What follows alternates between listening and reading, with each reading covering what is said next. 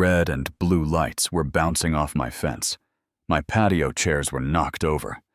People were scratching their arms and yelling like they'd fallen into a nest of fire ants.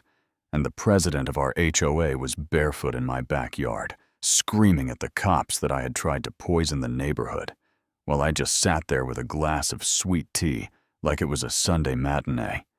And yeah, that actually happened. She was pointing at me and saying, "Arrest him. This is community property." And I was looking her dead in the face like, "Madison, I don't remember inviting you." And the look on her face right then, red shaking, makeup streaking, that was the first time I knew I had actually won.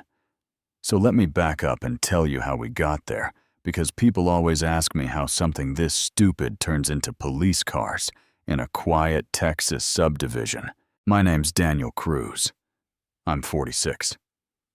I'm not rich, not some lawyer or politician. I work facilities at a hospital, and I finally bought myself a small house in a place called Willow Creek Reserve, about 20 minutes outside Austin. Because after my divorce, I just wanted one thing, and it wasn't a boat or whatever. It was peace. Backyard pool grill. Silence. That was it. My American dream was quiet. When I first moved in, it felt like I had bought peace in a box. Perfect lawns, neighbors waving from their driveways matching mailboxes, the kind of calm where you hear sprinklers at 6 a.m. and you think, man, I made it. The HOA brochure said, community standards and harmony. And back then, I thought that meant no junk cars on blocks, no non-stop parties, no problems. I didn't realize it meant one woman with a clipboard thinking she's the sheriff of my life. Her name is Madison Clark. Blonde hair, always perfect sunglasses the size of her face, that tight smile that never reaches her eyes. And she talks like she's corporate HR for planet Earth. "Hi, Daniel. I'm the president of the association. We just try to keep things peaceful." And the way she said peaceful, I should have known that really meant my way. First time she showed up, she was fake nice. Second time she showed up, she crossed a line I did not even know people would try to cross, with a straight face. It's a Sunday morning, I'm half awake. I walk into my backyard with coffee, and there are 2 teenagers in my pool. Not at my fence, not on my deck, asking permission. They are already in my water, splashing around on my inflatable lounger, like it's a hotel cabana. One of them goes, "Morning. Mr. Cruz, my mom said this pool is community access," like that's a normal sentence. I said, "I'm sorry, what?" And right then, I hear Madison's voice behind me, that sharp, cheerful tone she uses when she's saying something insane and trying to make it sound polite. "Oh, Daniel, the kids just thought since we're all in the same HOA, it's kind of shared space. I'm so sorry. I'll make sure they know for next time." Next time. She really said next time. I tried to be reasonable. I said, "Madison, it's literally attached to my house." And she does this hand wave like I'm being dramatic, like I'm the uptight one. And I'm thinking, all right, maybe it's a misunderstanding. Maybe it's just kids being kids. I let it go. That was mistake number 1. By midweek, I come home from work, and I hear music from my backyard. Not just a speaker full on party vibes, and when I open the gate, my stomach just drops. There's Madison's husband on my grill, like it's his cookout. A couple grown adults in my chairs with beers. Kids I don't even know. Doing cannonballs. My cooler popped open chips floating in my skimmer. I'm standing there like, what am I looking at? Her husband raises his drink and goes, "Hey man, you got this backyard dialed in. HOA should give you a medal." I told him, "Or you could get your own grill." And he just laughs like I'm joking. Madison looks at me all sweet and goes, "They just needed to cool off. We're neighbors, not strangers. Don't make it weird." And that line right there, "Don't make it weird." That's how you know someone knows exactly what they're doing. I told her calm, This is private property. This can't happen again. She gives me that politician smile. Of course we'll wrap it up, like she's doing me a favor. I wish I could tell you it ended there. Instead. 2 days later, I get an official-looking letter in my mailbox, with the HOA logo like something from the county clerk's office, except it's her. It's Madison. And the letter says I am in violation of community standards. It accuses me, of hosting disruptive pool gatherings that cause excessive noise and visible disorder, and that fines may be applied if this continues. And at the bottom is her blue signature, Madison Clark, HOA President. You know that feeling when you're so angry you laugh first, just to keep from snapping, just so your body doesn't explode. That was me at my kitchen table reading that. She used my own backyard, like a public park, and then she wrote me up for it. I walked across the street and knocked on her door, and she opens like she's surprised to see me. Like, Daniel, did you get the notice? It's nothing personal. We all have to follow the rules. I said, even the trespassing rules, and for just a split second her face twitched. Then she snapped it back and said, let's not use ugly words. We're just trying to keep the neighborhood peaceful. She kept saying peaceful like she owned that word. That night, I sat in my backyard alone, and this part is hard to explain if you haven't lived it. But I felt small in a place I paid for, and that hits deep. I was sitting next to the pool I worked my whole life to afford, and somehow I was the one who felt like I didn't belong in it. And I remember thinking, maybe this is just how it is here. Maybe this is the cost of living in a, quote, nice neighborhood. You just let yourself get pushed a little. And then I swear to you, something in me flipped. Not loud anger, not like movie anger. Just this cold kind of clarity, like, no, I'm not doing this. People like Madison don't respect polite. They respect consequences. So I changed. I didn't yell. I didn't threaten. I didn't go on Facebook and rant. I went quiet, and I got ready. I installed cameras that looked like garden lights. I put a motion alert on my side gate. I downloaded the HOA bylaws from the welcome packet, and I sat there with a highlighter like I was studying for a final. Section 4B private amenities remain private unless explicitly deeded for community use. Section 9C unauthorized entry onto a member's property is trespassing and fully the liability of the person entering. Section 11F, the association does not assume responsibility for injuries during unauthorized use. I started logging everything. Dates, times, faces, screenshots of her texts, clips of her husband on my grill, screenshots of her violation letter, which honestly reads like an accidental confession that they were already having gatherings in my yard.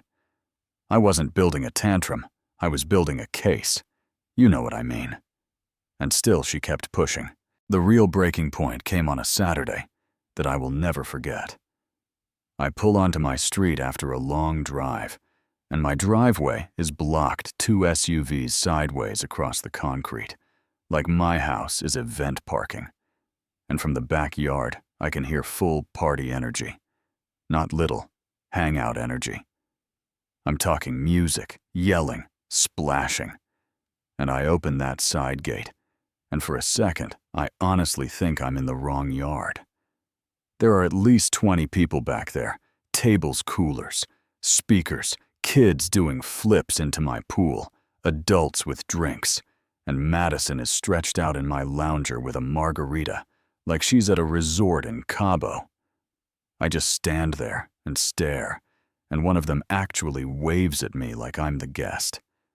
She looks over and goes all friendly, like a fake commercial voice. Hey, Daniel, the little ones wanted to swim. We'll clean up when we're done. And something in me just went flat. Not rage, just done. I said, Madison. "You are on my property again," and she rolled her wrist in the air like I was being dramatic. "Relax, we're all neighbors. It's called community." And she actually said that, like I was the selfish one, like I was the problem. I didn't argue. I just turned around and walked back into my house and sat down and started printing. That was the moment she thought she won, and it was actually the moment she lost. See, I didn't plan on screaming, I planned on witnesses. I organized every clip, every log entry, every photo of people in my yard without permission, every text where she basically admits to it. I printed my deed and left it by the back door in a folder, and I set up one last piece. A little harmless prank powder I'd ordered, the kind that's not toxic, doesn't do permanent damage, but makes your skin itch like crazy when it hits water, like a fire ant swarm, just long enough to make people panic and get loud. My goal wasn't to hurt anybody. My goal was to end the fiction. I wanted her to say out loud in front of police on camera that she believed my property was community property. I wanted that sentence with a body cam running. I wanted everyone to hear it, so she couldn't spin it later. That next weekend, hot, perfect Texas afternoon, sun high. No wind, I dropped a little of that powder in the deep end early, let the filter run, and waited. By lunch, like clockwork, Madison and her crowd were back in my pool, like they held season passes. And 10 minutes later it started. First, a kid yelling, "Something's biting me." Then an adult screaming, "My arms are on fire." Then chaos, people slipping, climbing out, scratching themselves with towels, trying to rinse off with my hose. Pure panic. Madison shoots up, hair plastered to her face, neck blotchy, red eyes wild, and she points at me like I'm the villain in her courtroom drama. "You did this, you poisoned us. You're going to jail for this," screaming it loud enough for half the block to hear. I just took a sip of my tea and said, "Calm." "Madison, I don't remember inviting you." By the time the first police cruiser rolled up, neighbors were already outside pretending to check their mail. Filming everything on their phones, Madison runs at the officer like she's his boss. "Arrest him. I'm the HOA president. He can't deny shared amenities to dues-paying residents. He added chemicals to the pool." And the cop just kind of looks at me like, "Sir." I hand him my folder. Deed with parcel number and fence line. Screenshots. Clips from my cameras showing her family unlocking my side gate with a copied key. Her own violation letter blaming me for the parties she hosted.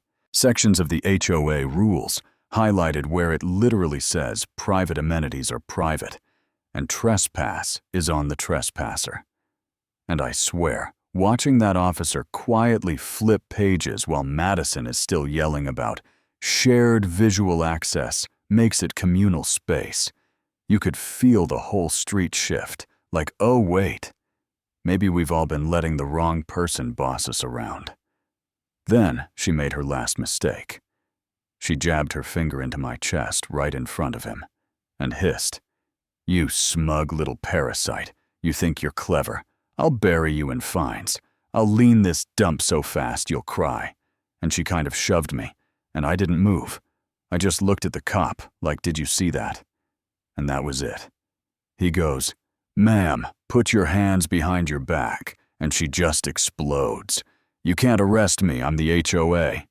And he says, "Right now you're just a trespasser putting your hands on a homeowner." Hearing that, I can't lie to you, that tasted like peace. Word spread in hours. The board called an emergency meeting without her. By the next day, every fake violation she'd handed me was void. By the end of the week, I heard phrases like "suspended pending investigation" and "financial irregularities," which is HOA talk for she was spending community money like it was her personal card. Some neighbors actually came by and thanked me. One older lady brought cookies and said, "We all wanted to say something, but we were scared of her." And that hit me in a different way, because I realized it was never just about my pool. She'd been running fear on everyone. And then Rachel from the board knocked on my door and said real soft, "Daniel, would you consider joining the board?" And I almost laughed in her face. Me, on the HOA, me with a clipboard, the same system that almost broke me.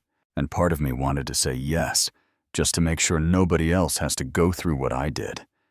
And part of me wanted to slam the door and say, I just want to sit by my pool in peace without being in charge of anyone. I still haven't decided. But I will tell you this. Standing in my backyard that night, looking at the water calm for the first time in months. No strangers. No trash. Nobody's kids in my deep end. Unless I invited them. I realized peace isn't passive. Peace is something you defend. If you don't defend it, someone like Madison will decide it's community property and hand it out like party favors. So now, I want to ask you, and be real about it. Was I wrong for letting it blow up in public instead of just hiring a lawyer and keeping it quiet? Or did she get what was coming for walking into my yard, like she owned it and treating me like I was the help on my own paycheck? Have you ever had a neighbor, a boss, even a family member who acted like rules apply to everyone but them? Tell me in the comments. Tell me where you're watching from and what time it is right now. And hit subscribe, because I promise you in neighborhoods like mine, the show is never really over.